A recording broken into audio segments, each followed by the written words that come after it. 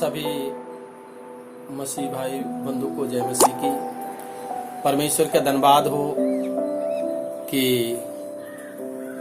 हम बेंगलोर में हैं और आज का सिचुएशन आप सभी को पता है। आजकल जो चल रहा है इसकी वजह से बहुत से हम लोगों के मन में चिंताएं दुविधाएं हैं कि हम क्या करें इस समय। यहाँ पर बेंगलोर में अभी लॉकडाउन फिर से 10 तारीख से लेके 24 तारीख तक फिर 2 हफ्ते के लिए लगा दिया गया है। ऐसे में हम क्या करें? परमेश्वर का वचन हमारे साथ कुछ बातें करने के लिए कह रहा है। कई दिनों से हम इस बातों को अपने मन में रखे हुए थे और मैं आप लोगों से शेयर करना चाहता था।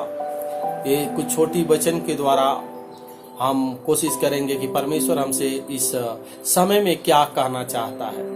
आज हम किस तरह से परमेश्वर के वचन में बने रहेंगे, परमेश्वर की महिमा कर सकते हैं घर में रहकर। तो आज हमारा जो एक टॉपिक है, जो वचन है, वो निर्गमन 15 अध्याय का 26 वचन है। इस वचन में हमने 4 बातों को रखा हुआ है।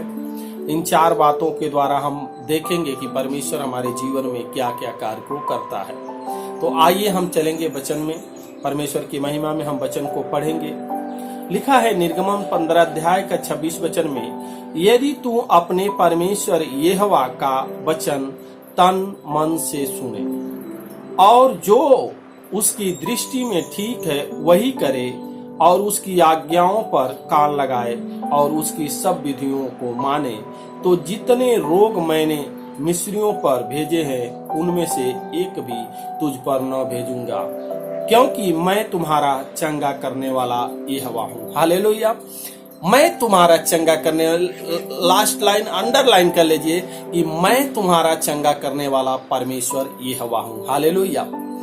ये 4 बातें क्या परमेश्वर हमसे कहना चाह रहा है। आज के समय में बहुत से विश्वासी लोग आज कोरोना से पॉजिटिव है, बहुत से परमेश्वर के दास, परमेश्वर के बहुत से वॉलंटियर, बहुत से जो एवेंजलिस्ट है, सब लोग इस समस्या से दुखी हैं। पूरा संसार अब दुखी है। ऐसे समय में परमेश्वर के वचन क्या कहती है, परमेश्वर मूसा को क्या कहने की आज्ञा को सुना रहा है। आज हम इस वचन को देखेंगे। पहला शब्द जो है, हमने 4 कैटेगरी में बांटा हुआ है, शरीर और आत्मा से सुने।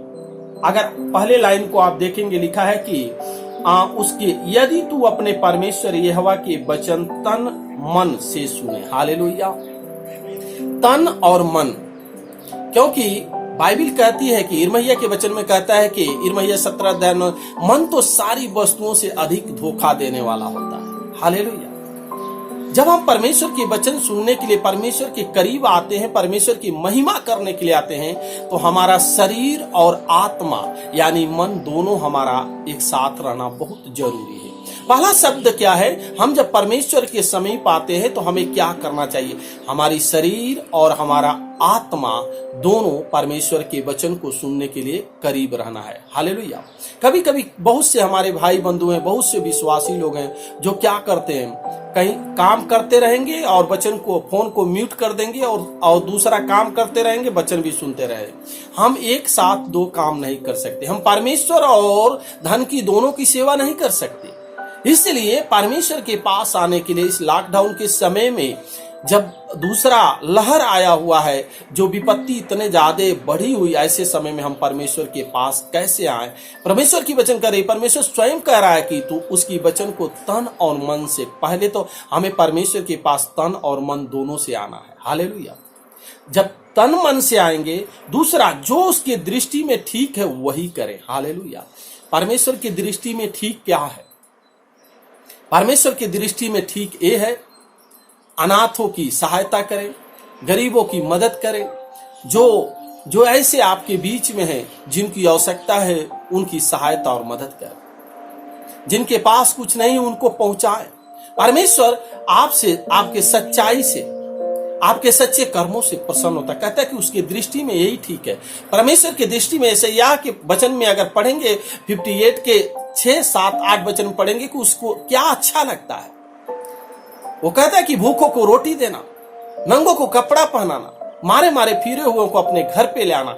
ऐसे काम जब करते हैं तो परमेश्वर को ये अच्छा लगता है, उसकी दृष्टि में अच्छा लगता है। और परमेश्वर आपको उसके 8 वचन में पढ़ेंगे, कहता है कि ऐसा काम करने से आप सूर्य के किरणों के द्वारा चंगे हो जाएंगे। हालेलुया। यहां पर भी वचन को जब देखेंगे, नीचे की लाइन में लिखा है, कहता है कि मैं तुम्हारा चंगा करने वाला यहोवा हूं। हालेलुया। तो परमेश्वर की दृष्टि में ठीक जो है वो आप उस कार्य को करें। तीसरी बात, उसके आज्ञाओं पर कान लगाएं। हालेलुया। परमेश्वर की 10 आज्ञा हम जानते हैं। नया नियम में भी उसी आज्ञाओं को 2 आज्ञाओं में बदला गया है।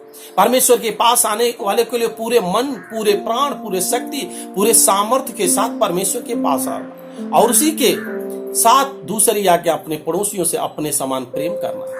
लेकिन पुराने नियम में परमेश्वर ने निर्गमन की पुस्तक 20 अध्याय 1 से लेकर 17 तक पढ़ेंगे तो 10 वचन को जो दिया है उसको हमें हमेशा कंठस्थ याद रहना, हमारे अंदर वो वचन बनी रहना चाहिए। अगर वो वचन आपके अंदर बना है तो आपके जीवन में, कहता है कि जितने भी मैंने विपत्ति मिस्रियों को भेजा उसमें से एक भी तुम्हारे ऊपर नहीं आएंगे। हालेलुया। आज परमेश्वर आपसे मांगता है, परमेश्वर आपसे चाहता है कि आप परमेश्वर के पास तन मन लगा के आए और उसकी सारी विधियों को पूरा करें। हालेलुया। चौथा, उसकी सब विधियों को माने। परमेश्वर की विधि क्या है? आज बहुत से लोगों को पता नहीं परमेश्वर की विधि क्या है, परमेश्वर हमसे क्या चाहता है। परमेश्वर की विधि ये है कि हम एक दूसरे से झूठ न बोलें। परमेश्वर की विधि एक है कि हम एक दूसरे से प्रेम करें। परमेश्वर का विधि ये है कि हम एक दूसरे के साथ मिले रहें। परमेश्वर हमसे चाहता है, इसलिए पहला कार्य क्या है? अगर आप पहला कार्य करते हैं तो परमेश्वर के वचन में शरीर और आत्मा से परमेश्वर की वचन को क्या करें? सुनने के लिए। दूसरा, जो उसकी दृष्टि में ठीक है वही करें। तीसरा, उसकी आज्ञाओं पर कान लगाए। निर्गमन 20 अध्याय 1 से लेकर 17 तक जब आप पढ़ेंगे तो परमेश्वर की महिमा को देखेंगे। चौथी, उसकी सब विधियों को मानना है। परमेश्वर हमें जो भी आज्ञाएं दिया है उस पे हमें चलना है, उसको मानना है। हालेलुया।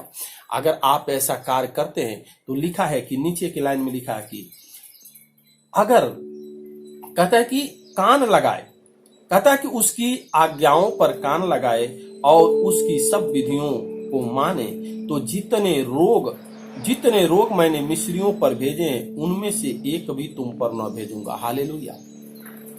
जब निर्गमन 7 अध्याय से लेकर 11 अध्याय तक हम जब पढ़ते हैं तो उसमें 10 विपत्तियों के बारे में लिखा हुआ है, आप पढ़ सकते हैं। परमेश्वर कह रहा है कि मैं तुम्हारा छुड़ाने वाला, मैं तुम्हें चंगा करने वाला परमेश्वर हूं। इसलिए मेरे प्रिय भाई और बहनों, आज जो दुख का समय है, दुख का घड़ी है, इसमें हम क्या करें?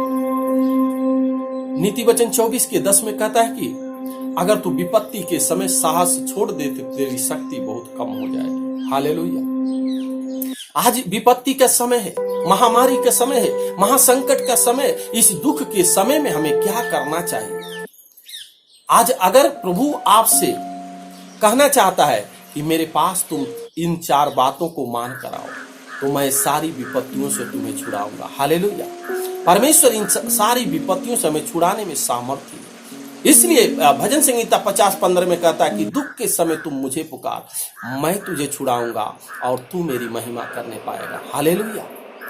अगर आप परमेश्वर के शरण में आते हैं तो अपने पूरे तन और मन से आइए। मेरे प्रिय भाई और बहनों, इस पैंडेमिक के समय में, दुख के समय में हमारे पास कोई चारा नहीं है। परमेश्वर को बहुत से लोग छोड़ रहे हैं। परमेश्वर से बहुत से लोग प्रश्न कर रहे हैं कि प्रभु हमने प्रार्थना किया, हमने ये किया, हमारे जीवन में दुख ही दुख है। मेरे प्रिय भाई और बहनों, परमेश्वर हमारे इस समय में सहायता करने के लिए तैयार है। क्या हम परमेश्वर के करीब आना चाहते हैं? बहुत से लोगों ने आज के समय में परमेश्वर को एक साधन बनाकर परमेश्वर को पास रख रहे हैं कि हमारा धन बन जाए, संपत्ति बढ़ जाए, मेरे जीवन से सारे दुख समस्या चली जाए, मेरी बीमारी चली जाए। लेकिन कभी आपने सोचा कि परमेश्वर आपसे क्या चाहता है? कहता है कि मुझे ढूंढो। हालेलुया। प्रभु यीशु मसीह कुछ कहा क्या? वो धनी व्यक्ति से कहता है कि तुम मेरे पीछे हो, मुझे ढूंढो। आज कोई परमेश्वर को अगर ढूंढता है, परमेश्वर को जो पाएगा वो सबसे धन्य व्यक्ति है इस पृथ्वी पर। इस दुख के समय में जो परमेश्वर को पा जाए, इसलिए मेरे प्रिय भाई और बहनों, मैं आप लोगों से निवेदन करता हूँ कि परमेश्वर के वचन को मन से नहीं, शरीर से, सारे प्राण से, अपने पूरे समर्पण के साथ प्रभु के संगति में आए। आप फैमिली के साथ बैठ के हर रात प्रार्थना करें, परमेश्वर से प्रार्थना करें कि प्रभु आप हमारे जीवन में कार्य करिए, प्रभु आप हमारे जीवन में अपनी महिमा करिए। हम चलिए आप सभी के लिए प्रार्थना करना चाहता हूँ, छोटी सी प्रार्थना करें परमेश्वर की महिमा।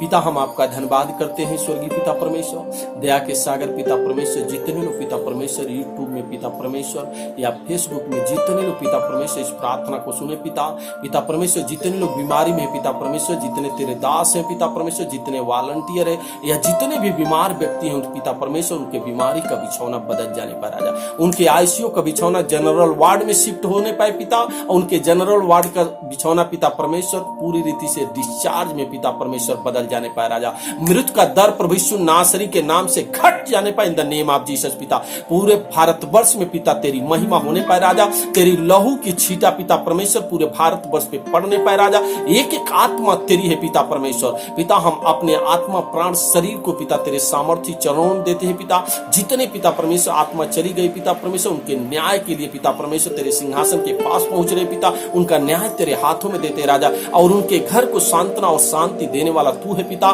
तेरी दया की दृष्टि हर एक के पास होने पाए, हर एक के जीवन में होने पाए राजा पिता। आज बहुत से लोग पिता परमेश्वर दुख में पिता परमेश्वर, बहुत से लोगों के पास काम नहीं, इसके लिए हम प्रार्थना करते हैं पिता परमेश्वर, उनके जीवन में तेरी महिमा होने पाए राजा पिता परमेश्वर, इस लॉकडाउन इस पैंडेमिक के समय में पिता सारे के जीवन में तू खार कर पिता, हमारा विश्वास और भरोसा तू है राजा, हमारे विनती दुआओं को हर वक्त सुनता है, आज भी सुना, इसके लिए धन्यवाद पिता परमेश्वर। जितने लोग पिता परमेश्वर इस वचन को सुनेंगे, जितने लोग प्रार्थना को पिता परमेश्वर सुनेंगे पिता, विश्वास के साथ ग्रहण करेंगे प्रभु, तो उनके जीवन में तुरंत कार्य करने वाला परमेश्वर है पिता, तेरी करुणा तेरी दया हुई, इसके लिए धन्यवाद पिता, हमारे विनती दुआओं को हर वक्त सुनता है, आज भी सुना, इसके लिए धन्यवाद। सारी आदर महिमा आपको देते हुए विनती दुआ उद्धार करता प्रभु यीशु नासरी के नाम से मांगते हैं, हम सब लोग बोलेंगे आमीन आमीन।